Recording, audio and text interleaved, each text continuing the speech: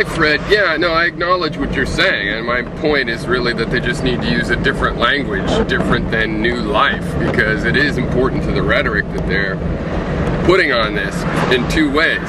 One, they're claiming to be just much more technically careful than the rest of us, so it's perfectly appropriate to nitpick them on an important issue, because they also say that I'm playing God, which is based on framing in the human experience and in the English language on a folk wisdom that having sex with somebody creates life. It doesn't create life, okay?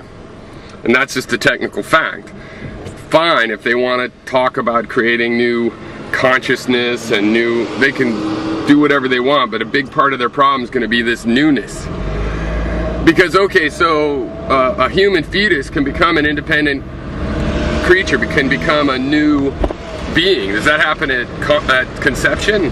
Because I don't think you guys that are talking about human consciousness the way you do, that it's so special and everything, I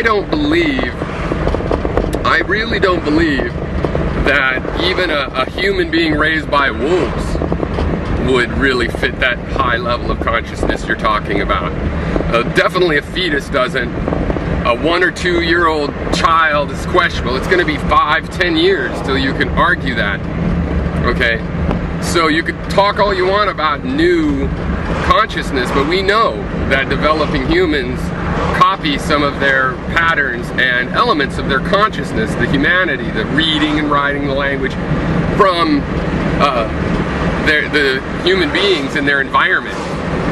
Okay, so I don't think newness is going to really work out for them. But if they want to talk about new, yeah, stop talking about new life and go ahead and talk about, you know, new consciousness. But now, think about this with the new consciousness thing.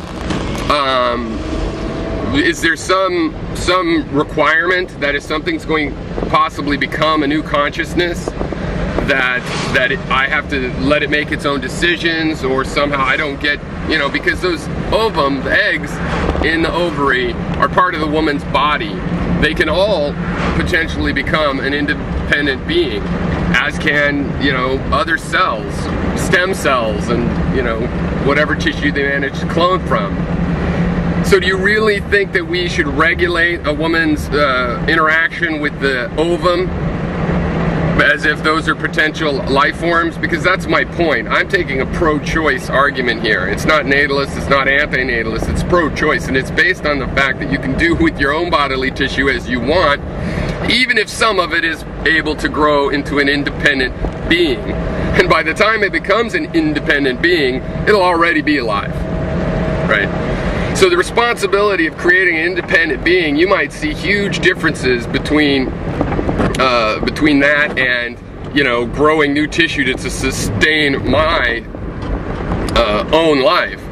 But I would say that I am just as different from personality from who I was at 5, you know, as any person is from their parents. It's a pretty different mentality. I don't believe the same, I don't act the same.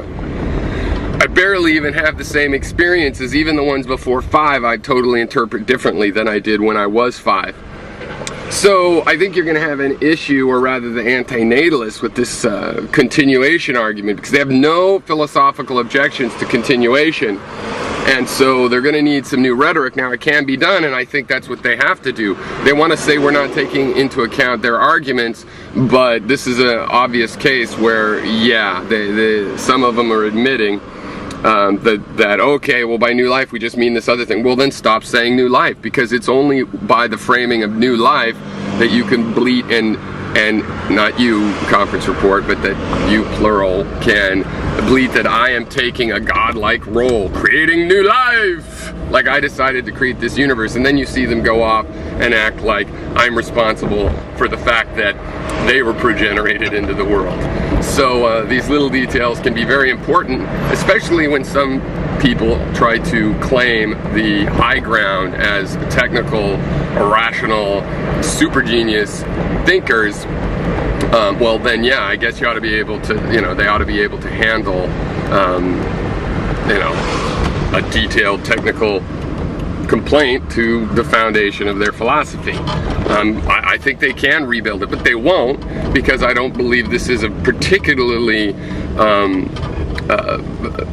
philosophically oriented thing. This is about not liking life. I mean, right?